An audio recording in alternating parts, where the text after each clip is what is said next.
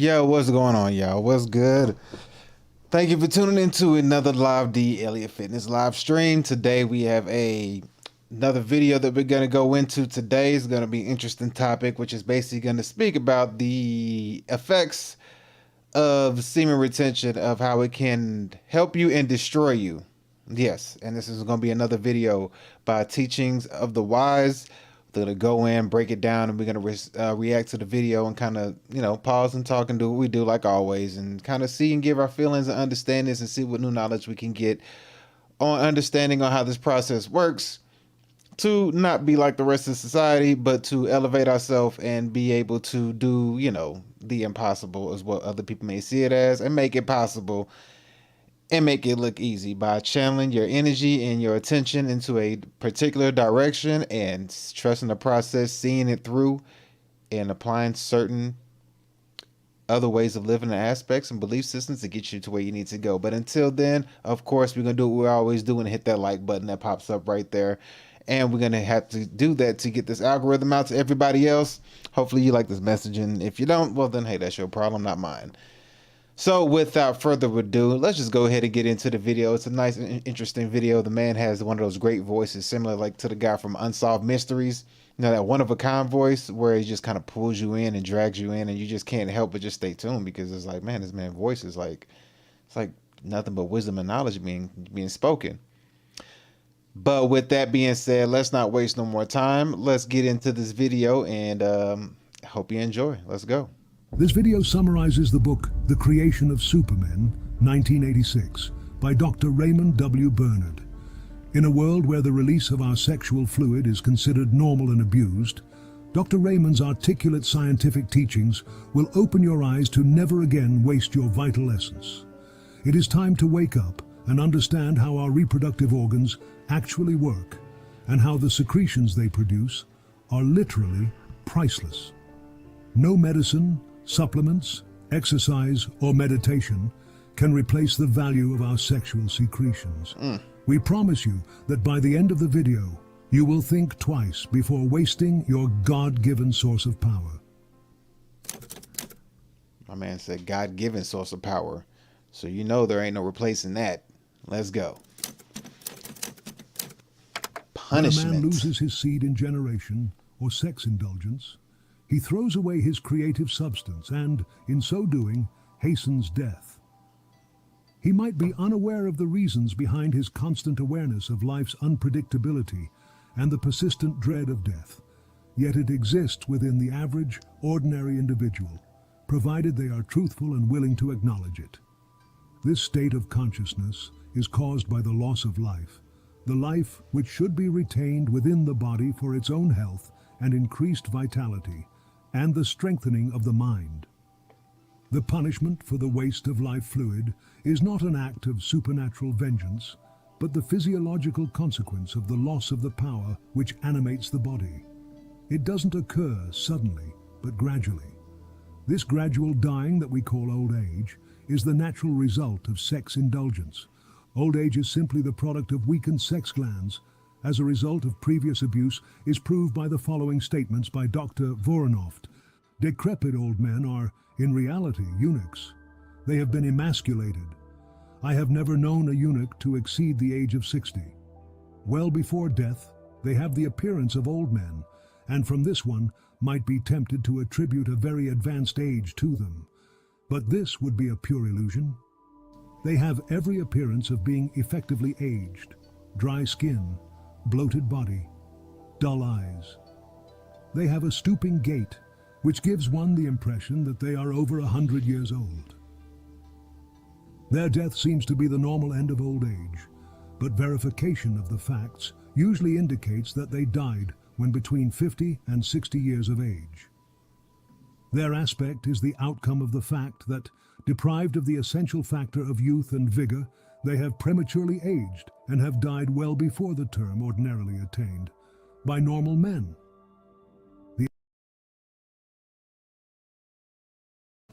So there he said you look like you died before the age of 50 and 60 years old, which ironically is your retirement age from working a 9 to 5 is 66. So you die before you even get to retirement. And with the way the world is working today, they're upping that retirement age. In case you didn't know, the retirement age has gone up or is going up. They're trying to push it to like 70 something, which at that point, what life do you have to enjoy when you're retiring in your 70s? And if you think about one way to destroy a society, this would be one fantastic way, because I don't know if you can see it, if you're blind to it, but the hedonism that's going on, that's just rampant in this world, that's just being perpetuated. And if you don't know the background or the side effects of hedonism and hypersexuality, which is what we're learning about here right now, it's a hell of a way to destroy a civilization. You know, like what's the document? Silent weapon for quiet wars. You know, that's a using hedonism and understanding that when one doesn't understand one's body and realizing that your fertility, your virility goes down the drain, and you're basically given the rope to hang yourself. You know, you're given a long rope because, you know, you may not see it coming, but, you know, do this 10, 15, 20, 30 years down the line, and you've already set yourself up to die at the age of 50 to 60, and you live to be 80 or 90, but you died a long time ago, you know? So that's one way to take over a nation, take over a world population, because that's the strongest force out there is sex. Ain't nothing you can do about it. It's that powerful. And if you don't know how to use it and you abuse it, you know, there's dire consequences. And this is what we're going to learn about. So let's continue.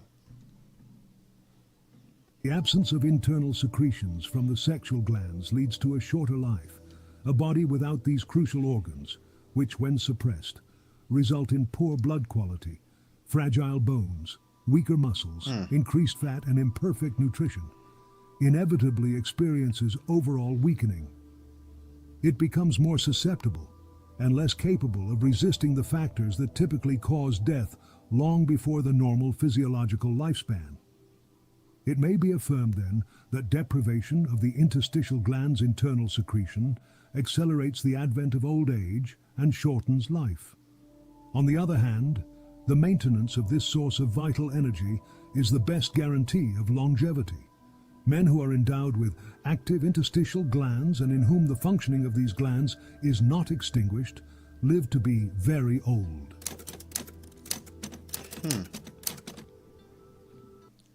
So you live to be very old when you have those glands strengthened and not weakened. It's the best way to say it. If an old man may be temporarily rejuvenated by the implantation of the testicles of a goat or a monkey, surely he would have never grown so old if he had retained his own in a normal condition by a continent life. Senility, which is a product of sterility or impotence, is an after effect of persistent sexual indulgence. Weak genital glands, like any other weak part of the body, may be brought back to their normal state by the conservation of their secretions and by the purification of the blood through a natural diet. The medieval alchemists were really endocrinologists, and the magnus opum which they sought was not the artificial creation of gold out of lead, but the sublimation and refinement of sexual energy which, when denied a lower outlet, turned into higher brain power through the ascent of the kundalini force from the pelvis to the brain. The conservation and transmutation of this vital force was their elixir of everlasting youth and the secret of physical immortality for which they sought. Dr. J.R. Brinkley, an eminent endocrinologist, expresses the physiological reasons for sex hormone conservation as follows. I have not swerved from my original conception that the source of all human energy is sex energy, which is another way of saying that the glandular system of man is a chained system of series of connecting loops, mutually assisting or depressing each other. Their secretions, of which series the genital glands seem to have the power of most directly stimulating, and in a measure dominating the human body and mind by their particular kind of hormones. The hormones manufactured by the sex glands and distributed by the bloodstream for the nourishment of all the tissues of the body. An English physician, Dr. Nags, writes on this same subject. Strict continence enables the essence of these sexual secretions to be reabsorbed into the body. This You see, I mean, seeing how immensely powerful this is and how frivolous it is in today's society, how it's just thrown around and let go and let loose and not looked at with much care or any regard for anything whatsoever. And it's one of the most potent things that can get you closer to your highest level of consciousness. You know, your highest level of thinking, your the best version of you that's out there that can help you reach the pinnacle of what you're supposed to be doing here in a short amount of time that we have here. And hearing all this is what he's talking about and seeing how potent and detrimental it is at the same time, and also inquiring it with alchemy. And a lot of times you look at alchemy as like turning a actual physical thing into gold, like lead into gold, like how you would hear miners or whatever back in the day were trying to turn lead into gold, but in all reality it was an internal process. It was saying that within you, you can turn a substance into gold, but it was speaking to your internal self, not an external material. And just seeing how powerful all this is, it only makes sense as to why the world is the way it is and it's upside down. And it is an easy way to destroy a society by just allowing you to be the one to do it and not having to actually put no effort in yourself. But let's continue. This not only makes for health, but also builds up those creative, intellectual, and intuitive faculties which show themselves in the work we do. Moreover, when we have learned to control this reproductive function, to turn inwards the mighty forces which it represents, we have solved one of the important problems of existence which bring us nearer to that superhuman stage to which we must ultimately attain. The disease of senility may be permanently cured. Death is not a sudden occurrence. It is the termination of a slow process of dying. This dying or cellular disintegration may commence at birth. It is hastened by eating decaying dead food and by losing seminal fluid. This fluid, when retained within the body, becomes the elixir of eternal youth.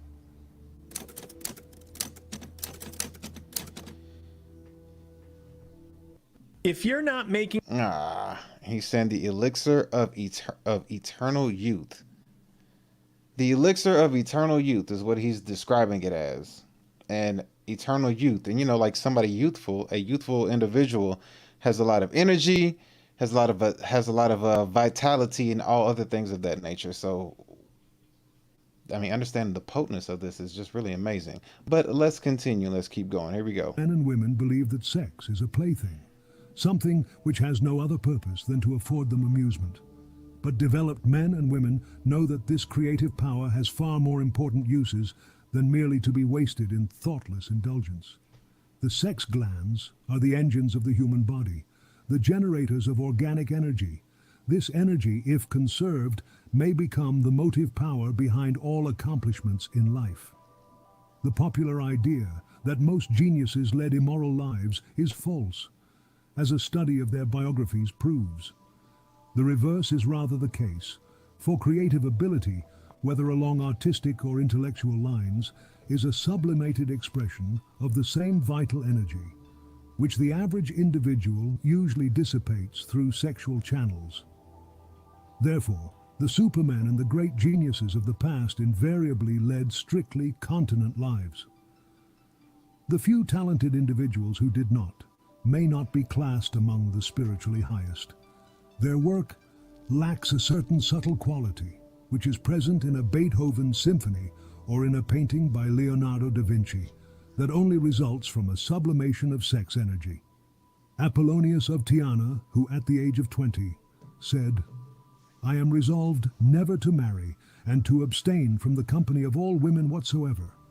The following celebrated individuals led strictly chaste lives: John the Baptist and Jesus, greatest of prophets; Hypatia, Thomas à Kempis, Saint Catherine of Siena, Saint Teresa of Avila, Joan of Arc and Savonarola, greatest of mystics and martyrs; Pythagoras, Plato, Aristotle, Thomas Aquinas, Francis Bacon, Spinoza, Leibniz, Locke, Pascal and Kant, greatest of philosophers; Newton, greatest of scientists; Handel and Beethoven, greatest of composers, and Leonardo da Vinci, Michelangelo, and Raphael, greatest of painters. The following great men lived continentally during the creative period of their lives: Zoroaster, Moses, Buddha, St. Paul, Plutarch, St. Augustine, Dante, St. Francis, Erasmus, Descartes, Diderot, Milton, and Schopenhauer. The chastity of the supermen is due not only to spiritual and ethical principles, but also to physiological reasons, which constitute a body of physiological facts which deal with the origin and transformations of vital energy, and with the intimate relationship existing between the genital glands and the lymphatic, vascular, and nervous systems.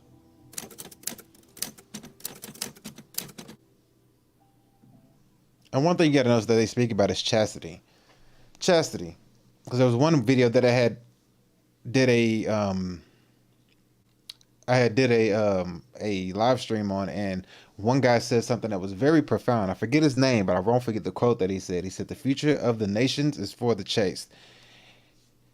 And if you really look at how things are going, I mean, that seems very, very, very true, because a lot of stuff is done in dark is coming into light. And then also as well at the same time, the rest of the lower demographic of how they're pushing a certain agenda towards a certain, well, really not even a certain demographic of people, but to the whole world. It seems like they're trying to get you to not be chaste. You know, they're trying to get you to, you know, indulge in hedonism, and they're trying to catch you at such a young age. Like the kids is just like, I mean, getting prawn in your hands is so much easier than it was whenever I was younger. Back when I was younger, it was VHSs and tapes that you would, you know, you just had somebody in your house that had them. You'd find a secret stash spot and you had a VHS prawn tape. But now it's as simple as it could be on your phone. It could be on a game console that a kid has, like a Switch, or like a Nintendo Switch, or any handheld console. And you may not be able to access Prime, but you go on YouTube, and honestly, you can find like naked yoga and Brazilian waxings, and they show the whole thing, you know. So it really makes sense as to why this is such a powerful topic. But on the flip side, why hedonism it makes sense to understand why hedonism is so profound and powerful. Because if you look at the opposite end of it, which is what we're looking at now, look how powerful it is if you fight against it and master it and conquer it. But let's continue. The human body, like a dynamo, directly draws electric power from the ether. Through lung and skin respiration, etheric power is absorbed, gathering at the solar plexus, the sympathetic nervous system's battery. This electric energy, known as the life force, then moves to the sex glands. Here, combined with elements from the blood, it condenses into seminal fluid. This secretion conveys vital energy to various ductless glands, nerve centers, and body organs. In females, the sex secretion travels from the ovaries and travels through the oviducts to the uterus. In males, the sex secretion travels from the testicles, through the vas deferens, to the seminal vesicles. The uterus and the seminal vesicles acts as a receptacle and is surrounded by lymphatic vessels that quickly absorb sexual fuel. The lymphatically absorbed seminal or ovarian fluid collects at the receptaculum chyli, then travels up through the thoracic duct into the left subclavian vein, entering the heart. This vitalizes the blood, enabling it to transform inert food into living tissue distributed throughout the body. Through the carotid artery, the transformed sex secretion travels to the brain through the blood, nourishing and energizing its cells. In the choroid plexus of the third, The sex secretion travels all the way from your pelvic area all the way up to your brain, which in a sense does make a lot of sense, because if you've ever ejaculated or had an extensive amount of intercourse, you realize that you feel drained, weak, brain fog, don't feel like doing nothing but the most mundane of tasks: eating and watching TV or playing a video game or sleeping. Like, it's a very non-productive after effect. And to see how they tie in, and even if you look at chakras start from the pelvis and go all the way up to the brain, then above the head to the very top. So, I mean, it seems like everything he's saying is checking out if you put it all together, but let's keep going. Cerebral ventricle and the pituitary body. It turns into cerebrospinal fluid and pituitrin, flowing through the brain and spine cavity, generating nerve electricity. Persistent loss of seminal fluid reduces cerebrospinal fluid, resulting in a devitalized nervous system called neurasthenia. During sleep, a new supply of cerebrospinal fluid is produced. Energy absorbed from the ether by the sympathetic nervous system, conveyed through the sex secretion, recharges the central nervous system electrically. After daily activities, depletes stored energy in the cerebrospinal fluid. Drowsiness or a desire for sleep occurs. Recharging takes 3 to 5 hours, and excessive sleep might dissipate the newly generated energy through uncontrolled cerebral activity in dreams. Wow. Through the sex secretion, Oversleeping can be detrimental. That is interesting. Oversleeping can be detrimental to it. I mean, just basically saying that excess of anything is bad for you. I mean, too much water can give you water poison. And here, too much sleep can also dissipate the cerebrospinal fluid. Let's keep going. Elements essential for nourishing brain cells and nerves undergo a transformation from their raw state, obtained from food, to a vitalized condition suitable for incorporation into nervous tissue. The sex glands serve as centers of phosphorus metabolism, extracting raw phosphorus from assimilated food, chemically transforming it into their secretion for absorption and utilization by brain cells.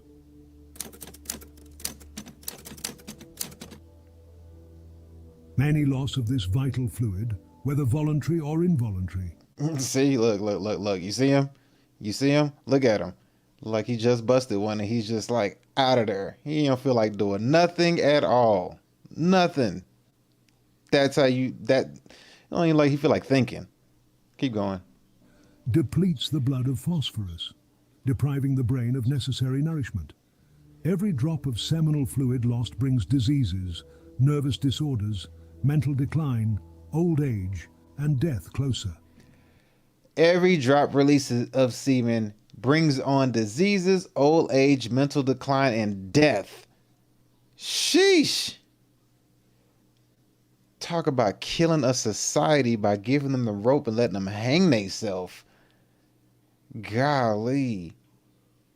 I mean, okay, so just think, okay, with that little piece of knowledge that he just put out there, can you imagine what the world's gonna look like in 10 to 20 years with the rise of Only Thoughts, OnlyFans,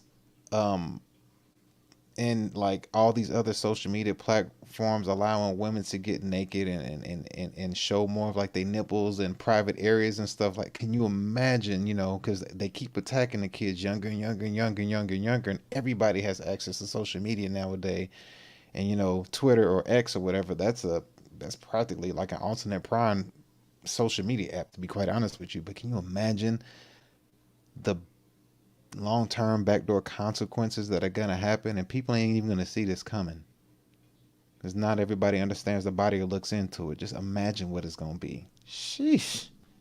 Unless the loss of vital energy, which includes the discharge of vaginal and uterine secretions in females, especially pronounced at the beginning and end of menstruation, is restrained, one is like a leaking vessel, continuously losing the water of life and consequently slowly dying. A seminal emission represents the escape of developing brain tissue. Past beliefs about two separate sex secretions, an internal one produced by interstitial cells and an external one produced by reproductive glands, were mistaken. The secretions of genital glands, including those of the uterus, seminal vesicles, ovaries, and testicles, form an inseparable unit.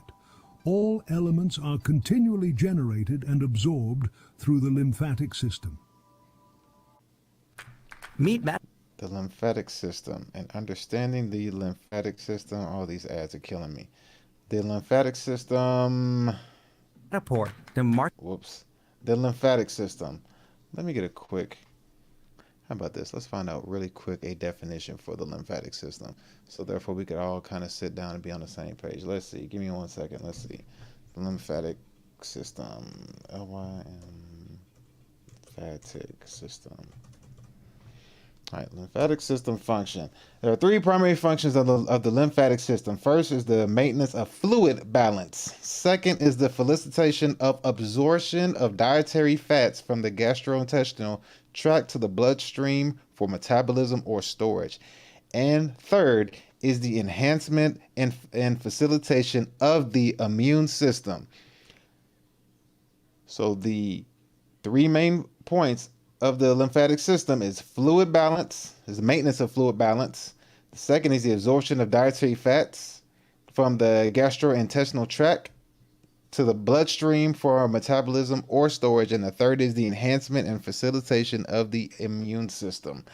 So all this semen retention that they talk about and absorption, one of the main functions of where it, I guess you would say, has its most profound effect on it would be or would come from the lymphatic system.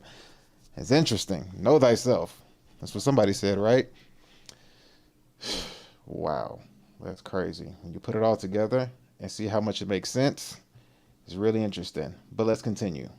Eggs are not produced intermittently for reproductive needs, but rather continuously. They are absorbed by the lymphatic system into the bloodstream, serving an internal function. I missed that. Let's go through back. the lymphatic system. Sperm and eggs are not produced intermittently for reproductive needs, but rather continuously. They are absorbed by the lymphatic system into the bloodstream, serving an internal function. Any release of seminal fluid results in a loss of the internal secretion, which is essentially the same as the external secretion when conserved, absorbed, and utilized physiologically. Essentially, there is only one sex secretion, with the so-called external one being a pathological escape of this. Dr. Brinkley, the endocrinologist, says, "It is briefly my view that both the external and internal secretions of the gonads are equally valuable to the building up of body tissues, and that the gonads themselves are not merely a link in the chain of the endocrines. The gonads in the chain of the endocrines is the master position, and the well-being of all the endocrines is exactly dependent upon the well-being of the gonads. Defective thyroid glands can be most easily repaired by repair of the gonads, and so with all the glands of the chain. The thyroid, pituitary, and pineal glands, closely linked to an individual's mental and spiritual life, are directly influenced by the absorbed sex fluid carried through the blood. There exists a close interdependence between the genital and thyroid glands, as well as between the latter and the brain. Insufficient thyroid secretion leads to the development of a cretin, while decreased sex secretion results in a eunuch, an individual who is both physically and mentally underdeveloped. During puberty, an increased amount of sex secretion in the blood leads to heightened thyroid secretion, fostering rapid physical and mental development. Conversely, reduced sex secretion during senility causes the thyroids to shrink, resulting in bodily and mental degeneration. Dr. Voronoff writes, "No organ can preserve its vital energy and function to full capacity if its cells are not stimulated and vivified by the genital gland's internal secretion. Eunuchs furnish a very clear demonstration of this. All their organs are like those of the rest of humanity, with one exception. Deprivation of this one organ depresses, weakens the functioning of all the others, and brings on premature old age. The removal of these organs reacts as much on the brain as on the heart, the muscles, the bones, and all the other organs. The moral and physical energies both diminish. Abelard, the brilliant poet, never wrote a line after he was emasculated." Yikes, he was emasculated. When a pure and orderly life, the sex secretions are reabsorbed. It goes back into the circulation, ready to form the finest brain, nerve and muscle tissue. This life essence of man carried back and diffused through his system makes him manly, strong, brave, and heroic. The suspension of the use of the generative organs is attended with a notable increase of bodily and mental vigor and spiritual. Wait, so what he just said right here, he says that, listen to Ready this. to form, sex secretions are reabsorbed. It goes back into the circulation, ready to form the finest brain, nerve and muscle tissue. This life essence of man carried back and diffused through his system makes him manly, strong, brave, and heroic. Manly, strong, brave, and heroic, which are the one of the things that a lot of people complain about in today's society, where they claim that men have become weak, feminized, and I mean, if you bring forth a what's the word I'm trying to say? If you bring forth a what's the name of the society? Slipped my mind. If you bring forth a communism society, that takes away the heroicness because then you're no longer ambitious. So practically you're being pushed into this direction by enhancing hedonism.